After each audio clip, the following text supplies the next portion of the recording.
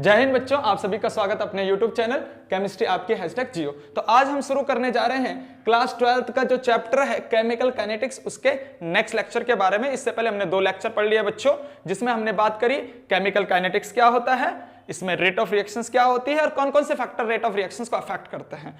तो आज शुरू जो करने जा रहे हैं हम उसका तीसरा लेक्चर, जो कि काफी इंपॉर्टेंट बन जाता है अपने आप में।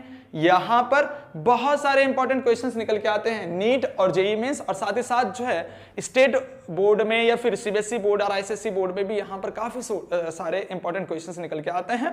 तो चलिए टॉपिक स्टार्ट करने से पहले आप सारे बच्चे अपनी कॉपी और पेन लेके साथ बैठे, क्योंकि नोट्स काफी इंपॉर्टेंट है, क्योंकि नोट्स ऐसे कोटा जैसे। तो चलिए शुरू करते हैं अपना लेक्चर्स। आज हमारा जो टॉपिक है बच्चों, आज हमारा टॉपिक है law of mass action. Law of mass action बहुत इंपॉर्टेंट है, लॉ ऑफ मास एक्शन। इसी का दूसरा नाम है बच्चों रेट लॉ। इसको हम रेट लॉ के नाम से भी जानते हैं, रेट लॉ, है ना। लॉ ऑफ मास एक्शन बोल दो या फिर रेट लॉ बोल दो, एक ही बात है ना। तो सबसे पहले जब भी हम लॉ लिखें या फिर कोई भी थ्योरम लिखें, कुछ भी चीजें हम इस तरह से लॉ वगैरह लिखते हैं, तो सबसे पहले ये लिखना चाहिए, स्टेप मार्किंग होती है बोर्ड क्लास में बच्चों। तो सबसे पहले क्या लिखेंगे हम, गिवन बाय, कि किसने दिया, गिवन बाय। तो सबसे पहले जैसे जिस हिसाब से मैं लिख रहा हूं, अगर उसी हिसाब से आप भी बोर्ड एग्जाम में लिखोगे तो उस हिसाब से ही मार्क्स अच्छे मिलेंगे, यानी कि स्टेप मार्किंग मिलती है ना। तो चलिए सबसे पहले ये लिख लेते हैं कि ये लॉ दिया किसने था। 2 साइंटिस्ट हैं बेटा, सबसे पहला जो है गुलबर्ग और दूसरा है वागे। गुलबर्ग एंड वागे, ये 2 साइंटिस्ट हैं, गुलबर्ग एंड वागे। इन्होंने ही जो है ये लॉ ऑफ मास एक्शन दिया। इन्होंने कहा क्या लॉ ऑफ मास एक्शन में, इन्होंने रेट लॉ में क्या कहा, इन्होंने बोला कि मान लीजिए कोई भी रिएक्शंस है, पहले इसका स्टेटमेंट लिख लेते हैं, इनका स्टेटमेंट लिख लेते हैं कि अपने स्टेटमेंट में क्या कहा था। इन्होंने स्टेटमेंट क्या दिया था, इसने रेट लॉ क्या एक्सप्रेशंस के रिगार्डिंग क्या इन्होंने स्टेटमेंट दिया। इन्होंने बोला the rate of reaction, the rate of reactions, ROR, the rate of reactions is directly proportional to the rate of reactions is directly proportional to the product of active mass, product of active mass of reactant and raised to the power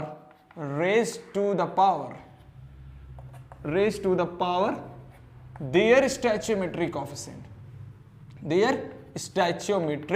coefficient।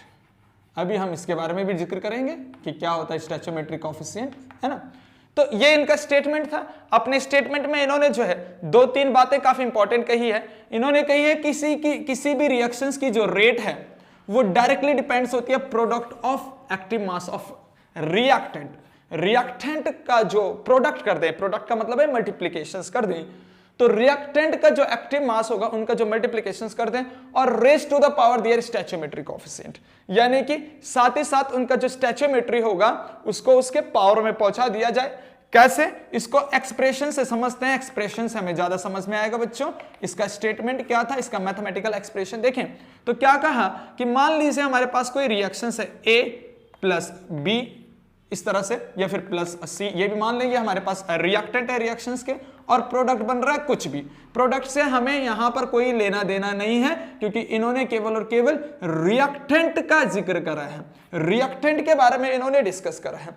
कैसे इन्होंने reactant के बारे में discuss किया है हम जानते हैं, पिछले लेक्चर में भी हमने जाना है कि रेट ऑफ रिएक्शंस क्या होता है, चेंज इन कंसंट्रेशन, चाहे वो रिएक्टेंट का कंसंट्रेशन में चेंज हो रहा हो, चाहे वो प्रोडक्ट के कंसंट्रेशन में चेंज हो रहा हो, विद रिस्पेक्ट टू टाइम, यानी कि टाइम के अनुसार जो रिएक्टेंट के कंसंट्रेशन में डिक्रीजमेंट हो रहा है और टाइम के अनुसार जो प्रोडक्ट के कंसंट्रेशन में इंक्रीजमेंट हो रहा है, वही चीज अपने आप में क्या है, रेट ऑफ रिएक्शंस। तो इन्होंने ये बोला कि भाई जो रेट ऑफ रिएक्शंस है वो रिएक्शंस की जो रेट है वो रिएक्टेंट की कंसंट्रेशन पे डिपेंड कर रही है। कहने का मतलब है जितना रिएक्टेंट कम होगा उतना ही तो प्रोडक्ट ज्यादा होगा, यानी कि जितना डिक्रीजमेंट, यानी कि जितना चेंज जो है रिएक्टेंट मॉलिक्यूल्स में आएंगे उतना ही जो है इंक्रीजमेंट प्रोडक्ट, या फिर उतना ही चेंज जो है प्रोडक्ट के साथ देखने को मिलेगा टाइम के अनुसार। तो हमने यहां पर मान लीजिए कोई रिएक्शंस मान लीजिए, अब इसमें रिएक्टेंट है हमारे पास, ये इधर वाले रिएक्टेंट है, सारे बच्चे तो जानते हैं ये चीज अपने पास क्या है, रिएक्टेंट है।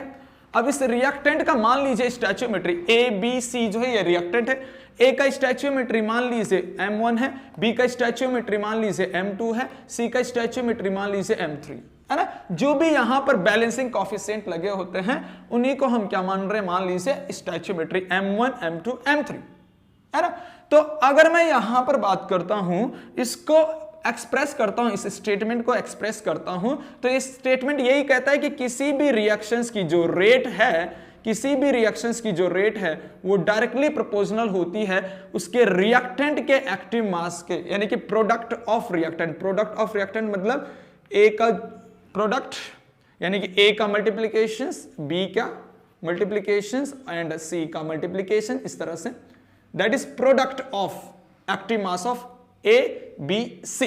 एक्टिव मास का मतलब होता है, एक्टिव मास को इस तरह से जो है ब्रैकेट के अंदर जो है रिप्रेजेंट किया जाता है, इस तरह से ब्रैकेट के फॉर्म में को रिप्रेजेंट किया जाता है, यानी कि rate of reactions is directly depends on active mass of A, active mass of B, active mass of C. इस तरह से इनका प्रोडक्ट कर दिया जाए and raise to the power their stoichiometry coefficient. और स्टोइचियोमेट्री क्या है, M1 M2 M3। जैसे A की स्टोइचियोमेट्री M1 है तो M1 जो है A की पावर चल जाएगा, B की स्टोइचियोमेट्री M2 है तो M2 जो है B की पावर चल जाएगा, और C की स्टोइचियोमेट्री M3 है तो यहां पर इसकी पावर M3 चल जाएगा। तो ये अपने पास जो है, इन्होंने अपने पास इतना ही बोला बच्चों कि किसी भी रिएक्शंस की जो रेट है वो डायरेक्टली डिपेंड करेगी उसके रिएक्टेंट के एक्टिव मास पर, और उसी की power raise to the power their stoichiometry constant. बिल्कुल सिंपल सी चीज है, इतनी बात समझ में आई।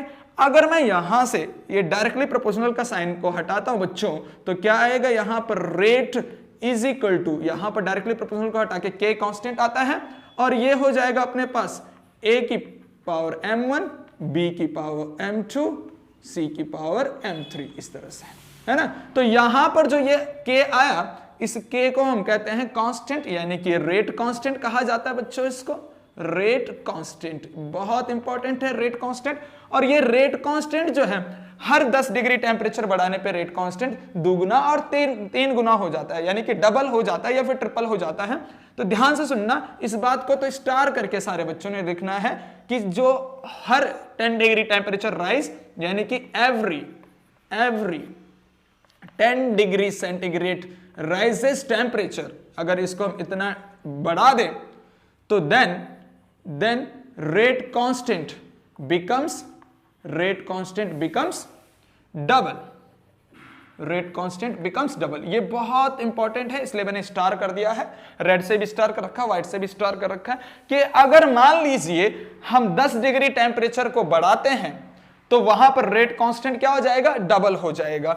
फॉर एग्जांपल इसी को थोड़ा सा समझते हैं, यहां पर ध्यान से सुनना बच्चों, कि मान लीजिए हमारे पास जो है 90 डिग्री सेंटीग्रेड टेम्परेचर है और वहां पर रेट कांस्टेंट की वैल्यू है मान लीजिए x, वहां पर रेट कांस्टेंट की वैल्यू क्या है x, और वो बोल रहे हैं कि अगर मैं यहां पर टेम्परेचर 100 डिग्री सेंटीग्रेड कर दूं तो रेट कांस्टेंट क्या हो जाएगा। तो रेट कांस्टेंट क्या हो जाएगा बच्चों, यहां पर साफ साफ लिखा हुआ है, रेट कांस्टेंट क्या हो जाएगा, डबल, यानी कि 2x हो जाएगा। इतनी बात समझ में आई।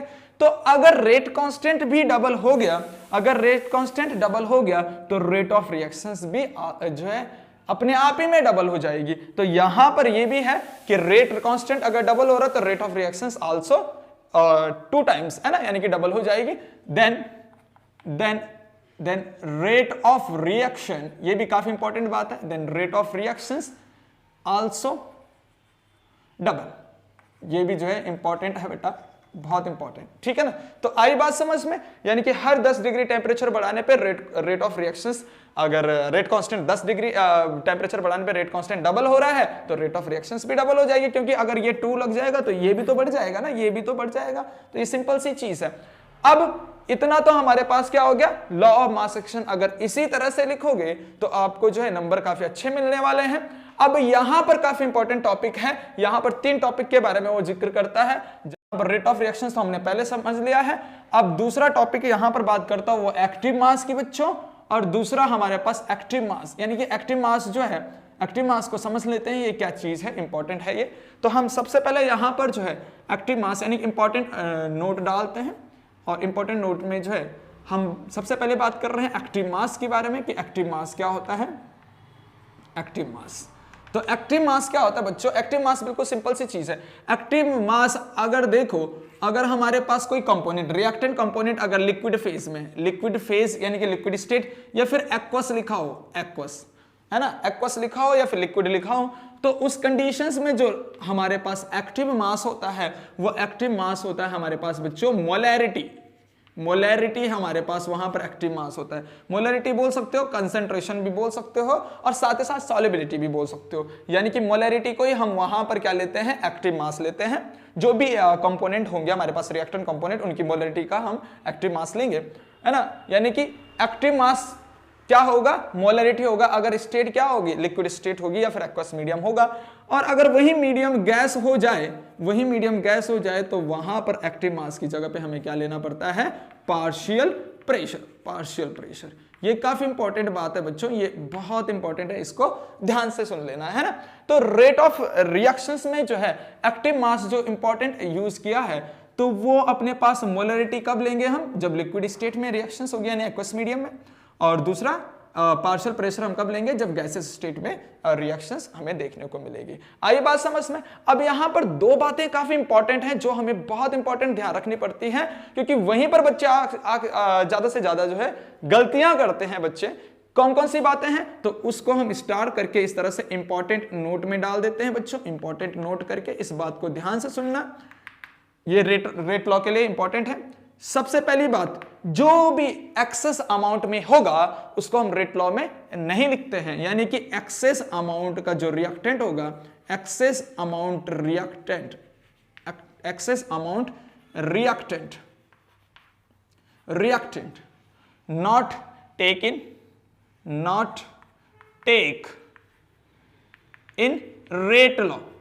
रेट लॉ में उसको हम नहीं लेंगे, ये बात इंपॉर्टेंट ध्यान रखना है। मान लीजिए फॉर एग्जांपल किस तरह से? मान लीजिए बच्चों कि मान लीजिए हमारे पास, जैसे मान लीजिए हाइड्रोकार्बन है CH4, कोई हाइड्रोकार्बन है, मीथेन हाइड्रोकार्बन है CH4। अब यहां पर ऑक्सीजन है और ऑक्सीजन एक्सेस अमाउंट में लिखा हो, एक्सेस लिखा हो, या फिर अगर कुछ भी ना लिखा हो तो वो भी ऑक्सीजन एक्सेस में ही मानते हैं हम लोग, है ना। तो क्या बनता है? प्रोडक्ट क्या बन रहा है हमारे पास? CO2 प्लस H2O इस तरह से बनता है बच्चों। लेकिन हमें प्रोडक्ट से कोई लेना देना नहीं है, हमें तो केवल रिएक्टेंट से लेना देना है। अगर मैं रिएक्टेंट के लिए रेट लिखता हूं तो rate is directly depends on active mass of reactant. अब यहां पर दो रिएक्टेंट है, ध्यान सुनना। एक तो ये ऑक्सीजन गैस है और दूसरी ये मीथेन गैस है, ध्यान से सुनना। अब यहां पर ये ऑक्सीजन तो अपने आप ही में एक्सेस अमाउंट में होती है, तो ऑक्सीजन अपने आप में एक्सेस अमाउंट में है, तो इसको हमने यहां पर रेट लॉ में नहीं लेना है, इसको हमने रिएक्टेंट के तौर पे नहीं लेना है। यानी कि हमने केवल और केवल इसी को रिएक्टेंट के तौर पे लेना है। तो rate is directly depends on active mass of reactant, और एक्टिव मास ऑफ रिएक्टेंट अपने पास क्या है? CH4 है बच्चों, है ना। इस तरह से CH4 and raise to the power their stoichiometry इसकी अगर हम यहां देखें तो 1 ही है, तो ये यहां पर 1 हो जाएगा। तो इसको इस तरह से लिखेंगे। एक दूसरा एग्जांपल भी समझ लीजिए। मान लीजिए वाटर कंपोनेंट के बारे में बात करते हैं। यहां पर अगर वाटर कंपोनेंट के बारे में बात करते हैं, ध्यान सुनना। मान लीजिए वाटर कंपोनेंट अपने पास इस तरह से जो है शुगर यानी कि ग्लूकोज है, इसे C6H12, या फिर सुक्रोज की बात कर ले C12H22O11, है ना। और इसको पानी में डाल दिया, इसको किस में डाल दिया? पानी में, वाटर में इसको ऐड कर दिया। और क्या बनेगा बच्चों? यहां पर सॉल्यूशन बनेगा, प्रोडक्ट बनेगा। लेकिन हमें उससे कोई लेना देना नहीं है, क्योंकि रेट लॉ किसके बारे में डिस्कस करता है? केवल रिएक्टेंट के बारे में डिस्कस करता है। अब ये ध्यान रखना बेटा, हमेशा ध्यान रखना, वाटर जो होता है वो वाटर हमेशा एक्सेस अमाउंट में होता है। तो वाटर हमेशा एक्सेस अमाउंट में, चाहे लिखा है चाहे नहीं लिखा, वो हमेशा क्या होता है? एक्सेस अमाउंट में होता है वाटर। तो उसको भी हम क्या नहीं लेंगे? उस रिएक्टेंट को हम किस में नहीं लेंगे? रेट लॉ में नहीं लेंगे। तो इसके लिए रेट लॉ कैसे लिखेंगे? Rate is directly depends on the concentrations of sugar, इसी पे डिपेंड करेगा, है ना। इस तरह से C12H22O11 इस तरह से, एंड पावर इस तरह से। आई बात समझ में? तो जो भी एक्सेस अमाउंट में होता है उसको हम रेट लॉ में नहीं इंक्लूड करते हैं। और साथ ही साथ दूसरी बात, ये तो पहली बात थी हमारे पास इंपॉर्टेंट नोट में, एक्सेस अमाउंट वाले को हमने नहीं इंक्लूड करना है रेट लॉ में। दूसरा है कि जो इंटरमीडिएट होते हैं उस इंटरमीडिएट को भी हम रेट लॉ में जो है इंक्लूड नहीं करते हैं। यानी कि intermediate not include in rate law expression. Intermediate intermediate not take in rate law expression में। रेट लॉ एक्सप्रेशन में हम इंटरमीडिएट को भी नहीं लेते हैं। अच्छा, इंटरमीडिएट का मतलब क्या होता है? इंटरमीडिएट का मतलब होता है बच्चों ऐसा जो रिएक्शन के दौरान ही बन रहा हो और रिएक्शन में ही यूज हो जा रहा हो, यानी कि रिएक्शन में ही उसका प्रिपरेशन हो रहा हो और रिएक्शन के में ही वो क्या हो जा रहा है, यूज हो जा रहा है। तो ऐसी रिएक्शंस क्या होती है? मल्टी स्टेप रिएक्शंस होती है ना। यानी कि इंटरमीडिएट का मतलब होता है कि यूज, यानी कि formations in reactions and also use in reactions, है ना। तो जो रिएक्शन में यूज हो रहा हो, यानी कि जिसका यूज भी किस में हो रहा हो, रिएक्शन में हो रहा हो, और फॉर्मेशन भी उसका क्या हो रहा है, रिएक्शन में ही हो रहा है, तो उसी को हम क्या कहते हैं, इंटरमीडिएट। और ऐसी जो है ऐसी रिएक्शंस होती है हमारे पास मल्टी स्टेप रिएक्शन। ये सारी चीजें होती हैं हमारे पास मल्टी स्टेप रिएक्शंस में, है ना। तो ये काफी इंपॉर्टेंट है। अगर मैं बात करता हूं यहां पर मल्टी स्टेप रिएक्शंस में ये चीजें होती है। मान लीजिए कोई मल्टी स्टेप रिएक्शंस है, हम बोल रहे हैं, मान लीजिए इस तरह से, फॉर एग्जांपल मैं यही बात कर रहा हूं हाइड्रोकार्बन CH4, अगर मैं इसका क्लोरीनेशन करता हूं, हेलोजिनेशन करता हूं Cl2, तो क्या हो जाएगा बच्चों, एक हाइड्रोजन हट जाएगा CH3Cl और यहां पर क्या हो जाएगा, HCl निकलेगा HNO की प्रेजेंस में, ये सनलाइट है ना। दूसरा, अगर मैं CH3Cl को फिर से यहां पर ले लूं, CH3Cl प्लस फिर से Cl2 ले लें और यहां पर सनलाइट डाल दें HNO, तो क्या बनेगा, यहां से एक हाइड्रोजन और निकल जाएगा और क्या बन जाएगा, CH2Cl2 प्लस HCl, है ना। और फर्दर अगर मैं दूसरे बार इसको फिर से इसको यहां पर लूं CH2Cl2 और फर्दर Cl2 से इसको रिएक्शंस करवाऊं, यानी कि फिर से हेलोजिनेशन करूं HNO की प्रेजेंस में, सनलाइट की प्रेजेंस में, तो एक हाइड्रोजन और निकल जाएगा, क्या बच जाएगा यहां पर, क्लोरोफॉर्म, यानी कि CHCl3 और HCl और निकल जाएगा। और फर्दर यहां पर इस रिएक्टेंट को फिर से लिया, यानी जो प्रोडक्ट बना है उसको फिर से यूज ले रहे हैं, यहां पर यूज कर रहे हैं रिएक्टेंट के तौर पे CHCl3 प्लस Cl2 के साथ अगर फिर से रिएक्शंस करा HNO की प्रेजेंस में, तो क्या हो जाएगा, ये जो एक हाइड्रोजन बच रखा वो भी निकल जाएगा और कार्बन टेट्राक्लोराइड अपने पास फॉर्म हो जाएगा, यानी कि CCl4 प्लस HCl यहां से इस तरह से बनेगा बच्चों, है ना। तो अब ध्यान से सुनना, ये एक मल्टी स्टेप रिएक्शन है, ये 4 स्टेप में हो रही है, 1 2 3 4, ये 4 स्टेप में रिएक्शंस हो रही है, मल्टी स्टेप रिएक्शंस है। तो क्या ऐसा कोई प्रोडक्ट जो रिएक्टेंट में, मतलब जो ऐसा ही कोई प्रोडक्ट जो रिएक्टेंट बन के ही अपने आप में यूज हो रहा है, तो वो इंटरमीडिएट हो जाएगा। जैसे देख लीजिएगा, अगर मैं बात कर रहा हूं CH3Cl इस रिएक्शन में बन रहा है, तो CH3Cl इस रिएक्शन में यूज हो रहा है। अगर CH2Cl2 इस रिएक्शन में बन रहा है, तो CH2Cl2 इस रिएक्शन में यूज हो रहा है। अगर CHCl3 इसमें बन रहा है, तो यही चीज जो है इसमें यूज हो रही है। तो जो रिएक्शन में बने और रिएक्शन में यूज हो जाए, रिएक्शन में बने और रिएक्शन में यूज हो जाए, रिएक्शन में बने रिएक्शन में यूज हो जाए, उसी को कहते हैं बच्चों इंटरमीडिएट। आप लोगों को समझ में आया? बहुत इजी है, ऐसा है जैसे लड्डू, बहुत आसान है इसको समझना, यानी कि जो रिएक्शंस में बने और रिएक्शन में यूज हो जाए वो तो इंटरमीडिएट हो जाएगा। तो अब देखो, हमने इन सबको हटा दिया, काट दिया है। अब अगर मैं लिखूं तो यहां पर CH4, यानी कि कितना है CH4, एक CH4 है। अगर इसकी फाइनल रिएक्शंस लिखूं, फाइनल रिएक्शन अगर मैं इसका लिखना चाहूं, ये फाइनल रिएक्शन अगर मैं लिखना चाहूं बच्चों, तो फाइनल रिएक्शन में क्या हो जाएगा, CH4 हमारे पास एक है, CH4 प्लस Cl2 कितने हैं, Cl2 1 2 3 4 Cl2 है, तो 4 Cl2 कर देंगे और यहां पर HNO सनलाइट इसके ऊपर। अब देखो यहां पर सब कट गया, अब ये नीचे बच रखा CCl4 प्लस यहां पर कितने Cl है, 4 HCl। तो इस तरह से हमारे पास ये रिएक्शंस हो गई बच्चों। अब अगर मुझे इसके लिए रेट ऑफ रिएक्शंस लिखना है, ये तो यहां पर फाइनल रिएक्शंस आ गया हमारे पास। अगर इसके लिए मैं रेट ऑफ रिएक्शन लिखता हूं, तो रेट ऑफ रिएक्शंस क्या हो जाएगा, is directly depends on active mass of reactant. और रिएक्टेंट अपने पास क्या है, ये रिएक्टेंट है, ये रिएक्टेंट है, तो इसके लिए रेट ऑफ रिएक्शंस क्या हो जाएगा, जैसे CH4 की पावर 1, ठीक है, स्टोइचियोमेट्री 1, और यहां पर क्या Cl2 की पावर 4, इस तरह से, है ना। पर यहां पर ये जो है बैलेंसिंग फैक्टर है, और बैलेंसिंग फैक्टर ही जो है हमेशा स्टोइचियोमेट्री नहीं होता, तो स्टोइचियोमेट्री कुछ और होता है, यानी कि स्टोइचियोमेट्री जो होता है वो कुछ और होता है ना।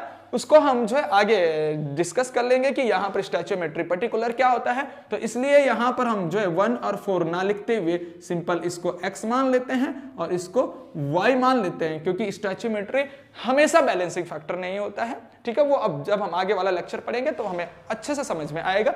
आई बात समझ में? तो इतनी सी जो है हमें इंपॉर्टेंट याद रखना है कि इसके लिए हम रेट ऑफ रिएक्शन किस तरह से लिख सकते हैं। इस तरह से rate is directly depends on active mass of reactant. Reactant हमारे पास क्या है, CH4 and Cl2 and raise to the power their stoichiometry. अब स्टैचोमेट्री तुम सोच रहे होंगे यहाँ पर इसका स्टैचोमेट्री 1, इसका स्टैचोमेट्री 4, तो ये एक बैलेंसिंग फैक्टर है। बैलेंसिंग फैक्टर, स्टैचोमेट्री, दोनों ये चीजें डिफरेंट होती हैं, इसलिए हमने यहाँ पर x और y लिखा है ना।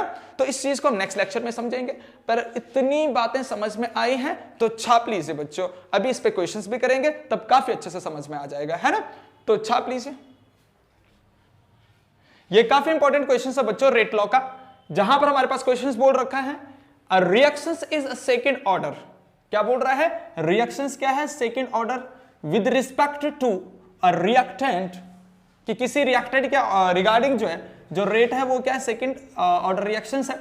How is the rate of reactions affected if concentrations of reactant is, अगर जो है कंसंट्रेशन डबल हो जाए तो रेट ऑफ रिएक्शंस में क्या फर्क पड़ेगा, और अगर कंसंट्रेशन रिड्यूस टू हाफ यानी आधी हो जाए तो फिर कंसंट्रेशंस में देन रेट ऑफ रिएक्शंस में क्या फर्क पड़ेगा। तो ये काफी इंपॉर्टेंट चीजें हैं कि कंसंट्रेशंस को एक बार तो डबल कर रहा है और दूसरी बार कंसंट्रेशंस को आधा कर रहा है यानी कि हाफ कर रहा है, और फिर पूछ रहा है कि किस तरह से जो है रेट ऑफ रिएक्शंस अफेक्ट होगा, किस तरह से रेट ऑफ रिएक्शन अफेक्ट होगा। तो इस टाइप के क्वेश्चंस को करते कैसे बच्चों, ध्यान से सुनना इसका सॉल्यूशंस। तो मान लीजिए कोई रिएक्टेंट है हमारे पास इस तरह से कोई A, और उसका क्या बन रहा है, प्रोडक्ट बन रहा है इस तरह से बच्चों, है ना।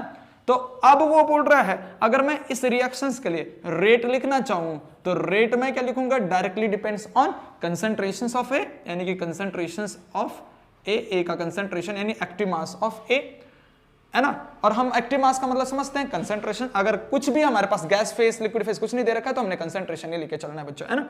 तो हमारे पास क्या हो जाएगा, यानी कि कंसंट्रेशंस ऑफ A, और A की पावर क्या रख देंगे, अगर मान लीजिए यहां पर कुछ, अगर बच्चे सोच रहे होंगे कि यहां पर कुछ नहीं है 1 रख देंगे, तो 1 नहीं रख सकते क्योंकि पावर वो रखा जाता है जो यहां पर ऑर्डर ऑफ रिएक्शंस बोलता है, ऑर्डर ऑफ रिएक्शंस। इसीलिए तो हमने बोला था अभी कि जो यहां पर होगा वो स्टैचोमेट्री जो है हमेशा बैलेंसिंग फैक्टर नहीं होता, वो डिपेंड करता है किस पे, ऑर्डर ऑफ रिएक्शंस पे। उसको हम आगे समझ लेंगे मॉलिक्यूलरिटी और ऑर्डर, पर पहले ध्यान से सुनना। यहां पर वो सेकंड ऑर्डर बोल रहा है तो इसका पावर में क्या जाता है, 2 चला जाएगा, यानी कि जितनी ऑर्डर बोलेगा उतने उसका पावर चले जाएगा। तो किस तरह से यहां पर हो जाएगा, यानी कि ये हमारे पास मान लीजिए ये क्या हो गया, हमारे पास ये इनिशियल कंडीशन, हमारे पास ये इक्वेशंस, फर्स्ट इक्वेशंस मान लीजिए, इसको इक्वेशंस फर्स्ट मान लीजिए, ये फर्स्ट इक्वेशंस हो गई, है ना।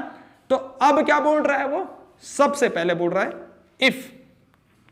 इफ कंसंट्रेशंस बिकम्स, अगर कंसंट्रेशंस क्या हो जाए, सबसे पहला क्वेश्चन, इफ कंसंट्रेशन बिकम्स, सबसे पहला इसमें डबल, अगर मान लीजिए कंसंट्रेशन डबल हो गया यानी 2 टाइम्स हो गया, यानी कि A का जो कंसंट्रेशन है वो दुगना हो गया, यानी कि A बिकम्स, हम क्या बोल सकते हैं, A बिकम्स 2A, यानी कि डबल हो गया, यानी कि A की जगह पर अब हमें क्या रखना पड़ेगा, 2A रखना पड़ेगा। तो क्या फर्क पड़ेगा रेट ऑफ रिएक्शंस पे, तो ध्यान सुनना। मान लीजिए इस रेट को मैं क्या बोलता हूं, यहां पर ये रेट जो है, इस रेट को मान लेते हैं हम, क्या मान लेते हैं, R मान लेते हैं, और जो नई रेट निकाल रहे हैं वो क्या है, R डैश। तो यहां पर क्या पड़ेगा, यानी कि रेट ऑफ रिएक्शंस, यानी कि नई रेट क्या होगी, यानी एक्टिव मास ऑफ A, और एक्टिव मास ऑफ A क्या हो गया, 2A हो गया, तो यहां पर 2A की पावर सेकेंड ऑर्डर यानी कि 2 रख देंगे, तो क्या हो जाएगा, ये R dash is directly proportional, यानी कि 2 2 4, ये 4 बाहर आ जाएगा इस तरह से, और अंदर क्या हो जाएगा बच्चा, A की पावर 2 इस तरह से। तो ये 4 A की पावर 2, और A की पावर 2 हमारे पास क्या है, इक्वेशंस 1 में भी है A की पावर 2, तो हम लिख सकते हैं कि भाई इक्वेशंस 1 में A की पावर 2 किसका है, R के बराबर है, तो उस R को लिख दो, यानी कि R dash is directly depends on 4, और इसकी जगह पे R लिख दो 4R, यानी कि कहने का मतलब है पुरानी जो रेट थी वो अब बढ़ के क्या हो गई, 4 टाइम्स हो गई, नहीं 4 गुना होगी, अगर हमने रेट ऑफ रिएक्शन, यानी कि अगर हमने कंसंट्रेशन रिएक्टेंट का क्या कर दिया, डबल कर दिया। तो काफी इंपॉर्टेंट चीज है ये 4 टाइम्स इंक्रीज, है ना, ये 4 टाइम इंक्रीजेस, यहां पर ये हो जाएगा। दूसरा यहां पर काफी इजी है, काफी इजी है। दूसरा क्या बोल रहा है, अगर रिड्यूस टू हाफ, यानी कि दूसरा यहां पर है बिकम्स हाफ, कंसंट्रेशन जो है, कंसंट्रेशंस हाफ हो गई, यानी कि 1/2 हो गई। तो कहने का मतलब है कि a बिकम्स क्या, a/2, a जो है a/2 हो जाएगा। तो अब रेट क्या हो जाएगा बच्चों, मान लीजिए रेट इसकी निकाल रहे हैं तो r डबल डैश कर लेते हैं। Directly depends on concentrations of a की कंसंट्रेशंस क्या हो जाएगा यहाँ पर a/2 की पावर, सेकेंड ऑर्डर है तो 2 हो जाएगा। तो क्या हो जाएगा बच्चों यहाँ पर a/4, इस तरह से a/4 है ना। या फिर जो है हम क्या कर सकते हैं, 2 2 4, 1/4 को बाहर ले लिया और अंदर क्या हो गया, इस तरह से a का स्क्वायर, और ये क्या हो जाएगा r डबल डैश। अब 1/4 और a का स्क्वायर हमें पता है, a का स्क्वायर क्या है, r है। तो यहाँ पर क्या हो जाएगा, r double dash is directly depends on 1/4, और a स्क्वायर की जगह पे हम r लिख सकते हैं, यानी कि ये चीज, यानी कि r double dash is directly proportional to r/4। यानी कि अब क्या हो जाएगा, वो 1/4 टाइम डिक्रीज हो गई। यहाँ पर जो नई रेट ऑफ रिएक्शंस आएगी वो 4 टाइम्स डिक्रीज हो गए, है ना, यानी कि 4 टाइम्स यहाँ पर डिक्रीज हो गया, ये 4 टाइम यहाँ पर डिक्रीजेस हो गई। तो ये काफी इंपॉर्टेंट क्वेश्चंस है, इस तरह से क्वेश्चंस पेपर में आते हैं। अब नेक्स्ट क्वेश्चंस भी करते हैं, पहले इसको समझ लीजिए बच्चों। नेक्स्ट काफी इंपॉर्टेंट क्वेश्चन है बच्चों, बोल रहा है when N2 and H2 react to form NH3, यानी कि N2 ने H2 के साथ रिएक्शंस करा और इस तरह से NH3 बन चुका है हमारे पास, ठीक है। और ये हैबर प्रोसेस है, बच्चे जानते हैं कि N2 H2 जब भी रिएक्शंस करते हैं NH3 बनता है और ये हैबर प्रोसेस होता है। तो सबसे पहले जब भी हम इसके रेट ऑफ रिएक्शंस के क्वेश्चंस करते हैं तो सबसे पहले रिएक्टेंट को या फिर प्रोडक्ट को बैलेंस करते हैं, रिएक्शन को पूरी बैलेंस करते हैं। तो यहाँ पर लग जाएगा 3 और यहाँ पर लग जाएगा बच्चों 2। तो हमारी रिएक्शंस बैलेंस हो गई, हैबर प्रोसेस वाली रिएक्शंस, जहां पर N2 H2 रिएक्शन करके NH3 बनाता है, अमोनिया गैस बनाते हैं, है ना। तो इस तरह से ये रिएक्शंस तो बैलेंस हो गई अपने पास। अब क्या बोल रहे हैं, N2 behave as first order, कि जो यहां पर N2 है, ये N2 क्या बोल रहा है, ये है फर्स्ट ऑर्डर को बिहेव कर रहा है। और N2 behave as first order and H2 behave as a second order. जो H2 है वो क्या बिहेव कर रहा है, सेकंड ऑर्डर की तरह बिहेव कर रहा है, ठीक है। अब बोल रहा है किस तरह से अगर हम कंसंट्रेशंस को क्या कर दें, अगर कंसंट्रेशंस को बढ़ा दिया जाए, डबल कर दिया जाए या फिर ट्रिपल कर दिया जाए, तो रेट ऑफ रिएक्शंस पे क्या फर्क पड़ेगा, यानी कि नई रेट ऑफ रिएक्शंस क्या होगा। तो सिंपल से चीज है, सबसे पहला वाला, यानी कि सबसे पहला अगर मैं इसको सॉल्यूशन में चल रहे हैं बेटा, तो सबसे पहले इसके लिए रेट लिख दें, यानी कि जो अपनी एक्चुअल रेट है, यानी कि रेट इज इक्वल टू या directly proportional to the concentrations, यानी product of concentrations of reactant, active mass of reactant, और रिएक्टेंट अपने पास क्या, N2 एंड H2। तो क्या हो जाएगा, N2 active mass of N2 and active mass of H2, ठीक है। अब यहां पर देखो N2 का बैलेंसिंग 1 दिख रहा है और H2 का 3 दिख रहा है, तो ये इसकी पावर नहीं जाएगी, पावर इसकी स्टैचियोमेट्री जाती तो जरूर है, लेकिन वो ऑर्डर से देखते हैं, हमने अभी भी इस क्वेश्चंस में करा, ऑर्डर से देखते हैं। तो N2 कौन सा ऑर्डर है, फर्स्ट ऑर्डर, तो N2 की पावर क्या चल जाएगी 1, और H2 कौन सा है, सेकेंड ऑर्डर, तो इसकी पावर चल जाएगी 2। ये है बेटा, ये इस तरह से हमने इसको लिखना है ना। तो हमारे पास रेट क्या निकल आई, रेट अपने पास क्या है, रेट N2 की पावर 1 H2 की पावर 2, इस तरह से हमने इसको इक्वेशंस 1 मान लिया, इसको बच्चों इक्वेशंस 1 मान लिया है, फर्स्ट इक्वेशंस मान लिया, फर्स्ट इक्वेशंस हो गया। अब अगर हम क्वेश्चंस पहला वाला करें कि इफ कंसंट्रेशंस डबल, यानी कि अगर मैं क्या करूं, इफ कंसंट्रेशंस ऑफ बोथ मतलब यहां पर दोनों रिएक्टेंट, यहां पर बोल रहा है रिएक्टेंट का कंसंट्रेशंस, यानी कि बोल रहा है रिएक्टेंट का कंसंट्रेशन, रिएक्टेंट में दोनों ही रिएक्टेंट आ जाए। अगर पर्टिकुलर बोलता है N2 H2 तो हम उसके अकॉर्डिंग चलते हैं, लेकिन यहां पर रिएक्टेंट बोल दिया तो हम दोनों के ले चलते हैं। कंसंट्रेशंस दोनों का क्या हो गया, डबल। अगर कंसंट्रेशंस क्या हो गया बच्चों, दोनों का डबल हो गया, तो क्या हो गया, नई रेट ऑफ रिएक्शंस पे क्या फर्क पड़ेगा, देखो नई रेट ऑफ रिएक्शंस यानी R dash is directly depends on active मास, यानी कि हमारे पास यहां पर N2 जो है, डबल का मतलब है N2 क्या हो गया, N2 क्या हो गया बेटा, 2N2 हो गया, और H2 भी क्या हो गया, 2H2 हो गया, है ना, इस तरह से। तो अब देखो किस तरह से फर्क पड़ने वाला है, N2 की जगह पे क्या रखेंगे, 2N2 रखेंगे की पावर 1, और H2 की जगह पे क्या रखेंगे, 2H2 की पावर 2, इस तरह से, है ना। तो क्या हो जाएगा, ये 2 का 2 ही रहेगा, 2 2 जा 4 हो जाएगा, 2 2 जा 4 और 4 2 जा 8। तो इस तरह से जो है 4 2 जा 8 को हम बाहर लिख सकते हैं, यानी कि 8 यहां बाहर लिख दिया, अंदर क्या रह गया, N2 की पावर 1 और H2 की पावर 2। तो क्या हमारे पास जो नई रेट निकल आई वो 8 और ये अपने पास ये जो है ये चीज अपने पास यहां पर है, ये चीज यहां पर है, और ये जो यहां पर है उसको हम किससे रिप्रेजेंट कर रहे हैं, आर से। तो हम क्या बोल रहे हैं, ये हम इस यहां पर क्या लिख सकते हैं, ये 8 तो लिख दिया और यहां पर इसकी जगह पे हम आर लिख देंगे। यानी कि जो नई रेट है, नई रेट क्या हो जाएगी, 8 टाइम्स इंक्रीज हो जाएगी अगर हम कंसंट्रेशन, दोनों कंसंट्रेशन को क्या कर रहे हैं, डबल कर रहे हैं। दूसरा बोल रहे हैं ट्रिपल कर रहे हैं। अगर कंसंट्रेशन को ट्रिपल कर रहे हैं तो ध्यान से सुनना, यानी कि दूसरा वाला है if concentrations at 3 times, if concentrations of both हम क्या कर रहे हैं, 3 times कर रहे हैं बच्चों, 3 times, ध्यान से सुनना भाई, 3 times कर रहे हैं तो क्या हो जाएगा, यहां पर N2 क्या हो जाएगा, N2 becomes, N2 की जगह पे हम क्या लिखेंगे, 3N2 लिखेंगे, और H2 की जगह पे हम क्या लिखेंगे, H2 की जगह पे हम क्या लिखेंगे, 3H2, इस तरह से, है ना। तो अब ध्यान से सुनना, रेट ऑफ रिएक्शन यानी कि नई rate of reaction R double dash मान लेते हैं यहां पर, directly depends on concentrations of reactant N2, यानी N2 की जो कंसंट्रेशंस है ना, यानी कि N2 की जगह पर क्या हो जाएगा, 3N2 हो जाएगा, की पावर क्या है, फर्स्ट ऑर्डर है तो 1, और H2 की जगह पे 3H2 हो जाएगा, की पावर 2 चल जाएगा क्योंकि सेकेंड ऑर्डर है, इस तरह से।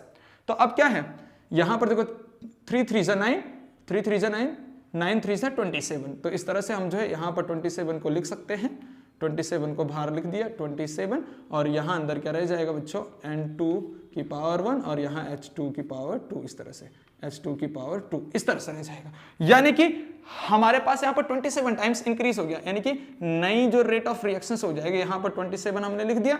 अब ये N2 की पावर 1, H2 की पावर 2 क्या है हमारे पास, R है, यहाँ पर हमने देख लिया था, तो क्या हो जाएगा, यहाँ पर R लिख देंगे, यानी कि जो यहाँ पर नई रेट ऑफ रिएक्शंस है वो 27 टाइम्स इंक्रीज हो गई, और यहाँ पर जो है 8 टाइम्स इंक्रीज हो गई। अगर हम कंसंट्रेशन को डबल कर रहे हैं तो 8 टाइम्स इंक्रीज हो गई है, और ट्रिपल कर रहे हैं तो 27 टाइम्स इंक्रीज हो गई है। तो इस तरह से ढेर सारे क्वेश्चंस आते हैं, कभी कभी वो 1/3 टाइम्स रिड्यूस भी बोल सकता है, जैसे यहाँ पर ट्रिपल बोल रहा है तो 1/3 टाइम्स रिड्यूस भी बोल सकता है। तो वो अपने हिसाब से क्वेश्चन करेंगे, वो अपने हिसाब से क्वेश्चन देता है, और हमें उसी के हिसाब से क्वेश्चन का आंसर देना है बच्चों, है ना, जिस हिसाब से क्वेश्चंस लिखा हो, है ना। तो इतनी बात समझ में आई, बहुत इजी क्वेश्चंस आते हैं यहां से उठ के।